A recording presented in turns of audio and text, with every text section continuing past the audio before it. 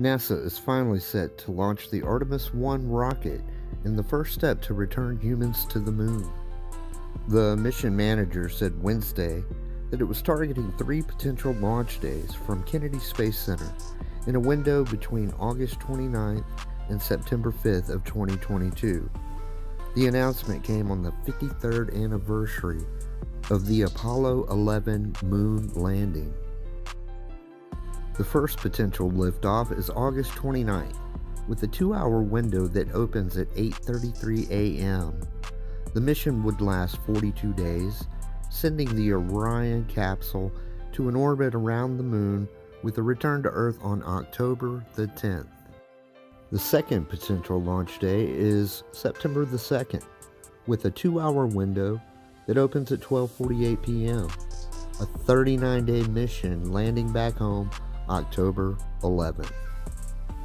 If necessary, a third potential launch date would be September the 5th, with a 90-minute window that opens at 5:12 p.m. on a 42-day mission that would land on October 17th.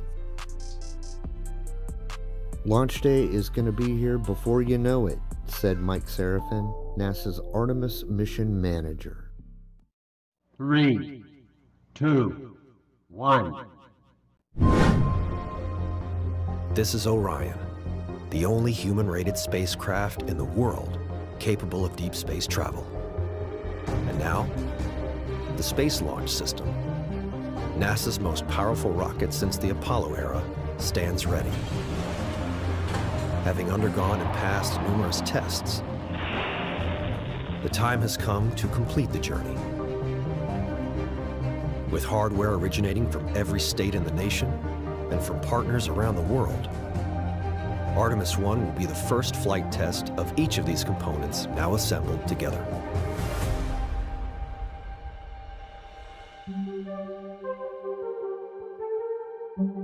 These 2 solid rocket boosters will provide more than 75% of the thrust necessary to leave Earth. Each booster stands 17 stories tall, a full segment more powerful than the SRBs of Shuttle. Together, these boosters are capable of 7.2 million pounds of thrust and will burn for the first 2 minutes of flight. The core stage, at 212 feet, is the tallest rocket stage NASA has ever built. With the rocket's flight computer secured inside, the core stage is designed to hold 2.3 million pounds of fuel. The 196,000 gallons of liquid oxygen and the 537,000 gallons of liquid hydrogen will combine to provide 8.5 minutes of propellant to the 4 massive RS-25 engines mounted below. As proven workhorses of the shuttle fleet, each RS-25 engine has a legacy all its own. Together, these 4 engines provide 2 million pounds of thrust, and with the SRBs, are capable of pushing Orion to a speed of 17,000 miles per hour. The interim cryogenic propulsion stage is a 45-foot tall upper stage that offers Orion nearly 25,000 pounds of thrust. Performing 2 separate burns, the ICPS will first raise Orion's orbit and then, later, propel it out on a trajectory to the moon.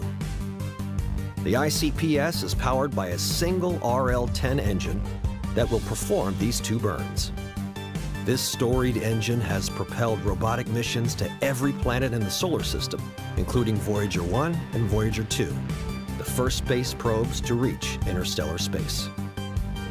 Orion's service module, provided by the European Space Agency, is the powerhouse that fuels and propels Orion in space. It stores the spacecraft's propulsion, thermal control, electrical power, and critical life support systems, such as water, oxygen, and nitrogen. Orion's crew module is the pressurized segment of the spacecraft, where future crews will live and work on journeys to the moon. Capable of accommodating 4 crew members for up to 21 days, this capsule includes state-of-the-art avionics, innovative crew systems, and the largest heat shield of its kind for entry back into the Earth's atmosphere. Positioned at the top of Orion is the Launch Abort System, designed to pull the crew to safety in the event of an emergency, on the pad or during launch. 3 solid rocket motors can activate in milliseconds, accelerating from 0 to 500 miles per hour in 2 seconds to propel Orion and crew safely away from the rocket. Now fully assembled, Artemis I stands at 322 feet. Artemis is no longer a series of separate parts and programs. United together, this is the first of Artemis's arrows, capable of ushering in the next chapter of human lunar exploration.